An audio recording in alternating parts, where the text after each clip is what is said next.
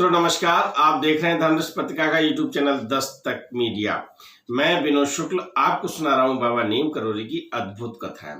अद्भुत कथाओं की श्रृंखला में हम आपको वो संस्मरण सुना रहे हैं जो उमादत्त शुक्ला और सुधीर मुखर्जी के बीच में हो रही हैं बातें। महाराज जी चले गए हैं और महाराज जी की मानव देह लीला समाप्त हो चुकी है। तब सुधीर दादा और उमादत्त शुक्ला बैठे बात कर रहे हैं, यादों में खो जाते हैं और भक्तों की बातों में वो संस्मरण आते हैं कि जिनसे अब नई पीढ़ी सीख ले सकती है। उमादत्त शुक्ला कहते हैं कि दादा, सच में भक्त के हाथ में केवल एक काम होता है, एक निर्णय होता है, दूसरा निर्णय नहीं होता। वो चाहे भले ही अपने मन से सोचे। दादा पूछते हैं कि कौन सा निर्णय होता है? उमादत्त शुक्ला कहते हैं कि केवल एक निर्णय होता है, संत के पास जाए या न जाए, दूसरा निर्णय नहीं होता। दादा पूछते हैं ऐसा कैसे है? उन्होंने कहा ऐसा इसलिए है कि भक्त जब जाता है संत के पास और भक्त की केवल एक इच्छा होती है कि मैं ये बात करूंगा, वो करूंगा, ये मांगूंगा, अपना एक प्लान सा होता है उसके पास, लेकिन उससे पहले एक निर्णय है कि मैं जाऊं या न जाऊं। मैंने आपको एक प्रसंग सुनाया था जिसमें एक भक्त, महाराज जी अंदर बैठे हैं चर्च लैन में और वो भक्त गेट तक आता है और उनकी आर्थिक स्थिति अच्छी नहीं होती है, तो वो सोचते हैं कि हम ये मांगेंगे उनसे कि हमारी आर्थिक स्थिति सही हो जाए। लेकिन उन्हें एक भाव आया कि हम जब मांगे, महाराज जी तो पहले ही जान लेंगे, हम पहुंचेंगे सामने जाएंगे वैसे ही जान लेंगे। तो उन्होंने कहा नहीं, अब मैं सामने नहीं जाता। और उनका दुखद पहलू ये रहा कि वो जिंदगी महाराज जी के शरीर दर्शन नहीं कर पाए, केवल इस संकोच के वजह से। तो आज उनके प्रश्न का उत्तर देते हैं। जब कभी आपको किसी संत का सानिध्य मिले तो ऐसी चूक कभी कर मत देना। उमादत्त शुक्ला कहते हैं कि दादा, एक ही निर्णय होता है कि वो जाए या न जाए, और संत के पास, संत के सानिध्य में चला गया, बाकी के सारे निर्णय उन्हीं के हाथ में होते हैं। कैसे? अपनी बात कहते हैं ना भक्त, लेकिन देना है, नहीं देना है, कितना देना है, कब देना है, ये सब चीजें उन्हीं के हाथ में होती हैं। क्योंकि एक डॉक्टर है और एक बीमारी है 50 साल के व्यक्ति को, है ना? वही बीमारी एक 14 वर्षीय किशोर को है। बीमार, मान लीजिए बुखार है तो दोनों को बुखार आया है, दवा भी दोनों को एक देनी है, लेकिन कितनी देनी है, कितनी बार लेनी है, किसको कितना बुखार है, ये मैं एक चिकित्सक का उदाहरण दे रहा हूं और इसी उदाहरण के द्वारा दादा ने समझाया है अपनी पार्श्व स्पर्श में, इसीलिए मैंने उसी बात को आपको यहां पर लेके आया हूं, है ना? तो मात्रा भी निर्धारित करता है कौन? चिकित्सक।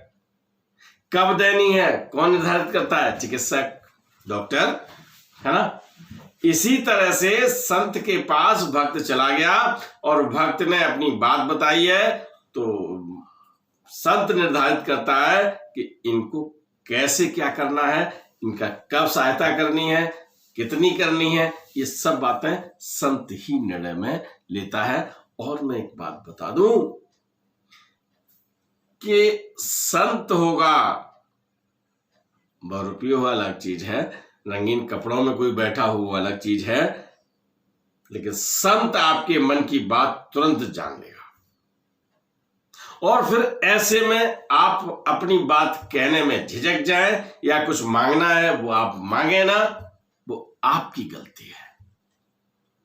संत से जब कुछ निवेदन करना हो, सोचा हो, तो पूरी तरह से कर देना चाहिए। उसमें कहीं पर भी कोई झिझक न करे, कोई संकोच न करे। दादा कहते हैं कि शुक्ला जी ये बताइए कि संत और व्यक्ति यानी भक्त।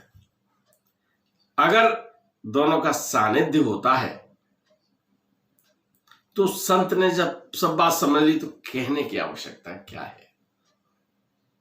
उमादत्त शुक्ला ये कहते हैं कि समझ तो लेता है संत, क्योंकि उमादत्त शुक्ला को बड़ा अनुभव है महाराज जी के साथ रहने का। महाराज जी की बात नहीं कर रहे हैं वो, महाराज जी का स्पष्ट नाम नहीं ले रहे वो, आज वो संत शब्द से संबोधित करते हैं तो बाबा जी की बातें कर रहे हैं, वो तो बाबा जी के पास ही रहे हैं।